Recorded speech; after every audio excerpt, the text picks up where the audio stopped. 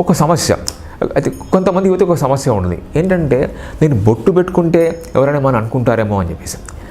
బొట్టు అనేది మన సంప్రదాయంలో చాలా ముఖ్యమైన విషయం, మగవాళ్ళు కానీ ఆడవాళ్ళు కానీ.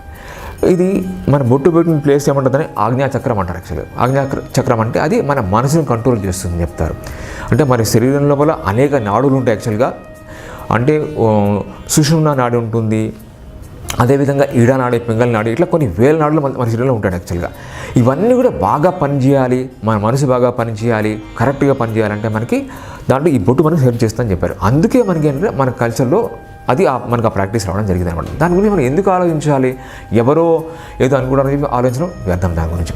అదేవిధంగా ప్రార్థన చేస్తే ఎవరైనా మనం అనుకుంటారేమో, ఫ్రెండ్స్ ఏమైనా కామెంట్ చేస్తారేమో, ఇంకా చుట్టాలు ఏమైనా కామెంట్ చేస్తారేమో, గుడికి వెళ్తే ఏమైనా కామెంట్ చేస్తారేమో, ఈ ఏజ్లో ఇవన్నీ ఎందుకు, ఇవన్నీ అంటే మన సమాజానికి కొన్ని జబ్బులు పట్టాయి. ఏంటంటే యువత కనుక ఏదైనా ఇట్లాంటి పనులు చేస్తే ఇవన్నీ ఇప్పుడు ఎందుకు చేస్తారు, ముసలాయన ఎంతో చేయాలి కదా అంటారు యాక్చువల్గా. అది తప్పు. ఇది మరి ఇదంతా డిస్కస్ చేద్దాం ఇప్పటిదాకా.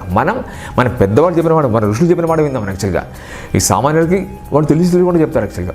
మనకి మనం దేవుడు చెప్పిన మాట వింటేనే మనం లైఫ్ లోపల ముందుకెళ్ళగలుగుతాం. కాబట్టి అదే మనం ఫాలో అవుదాం. మనం ఇంకో విషయం గుర్తుపెట్టుకోవాలి, మనం ఎక్కడ పుట్టామో, మనం పుట్టింది భారతదేశంలో. ఇది ప్రపంచానికి గురువు లాంటిది, అంటే జగద్గురు దీని స్థానం. మనం అలాంటి ప్లేస్లో పుట్టాం. మన పూర్వీకులు ఎవరు, ఈ మొత్తం మనుష్య జాతి లోపలే చాలా గొప్ప వాళ్ళ ఋషులు. అలాంటి వాళ్ళ వారసులు మనం యాక్చువల్గా. మన జీన్స్ అటువంటివి, మన రక్తం అటువంటిది, అది గుర్తుపెట్టుకోవాలి. కాబట్టి దీనికోసం ఎవరో ఏదో అనుకుంటారని చెప్పేసి మనం ఇవి పాటించకుండా ఉండకూడదు. ఇదంతా వెస్ట్రన్ కల్చర్ ప్రభావం. వెస్ట్రన్ కల్చర్ ఇవన్నీ ఉండవు. వాళ్ళకి దేవుడు అంటే నమ్మకం తక్కువ. మనం వాళ్ళని మనం కాపీ కొట్టాలి కదా. మన కల్చర్ మనం ఫాలో అవుదాం. మన కల్చర్ అనేది మన మానవాళి మొత్తాన్ని కూడా ఒక ఉన్నతమైన స్థితి తీసుకెళ్ళడానికి ఏర్పడ్డ కల్చర్ ఇది యాక్చువల్గా. కాబట్టి మనం దానికి దూరం అవుదాం. బ్రిటిష్ వాళ్ళు వెళ్ళిపోయారు కదా, మనం ఇంకా ఎందుకు వాళ్ళని ఫాలో అవ్వాలి? వాళ్ళని ఫాలో అయితే మనం ఇంకా మానసికలాగా ఉన్నట్టు అర్థం వస్తుంది. మనం వాళ్ళు వెళ్ళిపోయారు, ఇంకా మనం వాళ్ళ భాష మనం కొంచెం దూరం పెట్టాలి, వాళ్ళ కల్చర్ మనం దూరం పెట్టుకోవాల్సిన అవసరం ఉంది.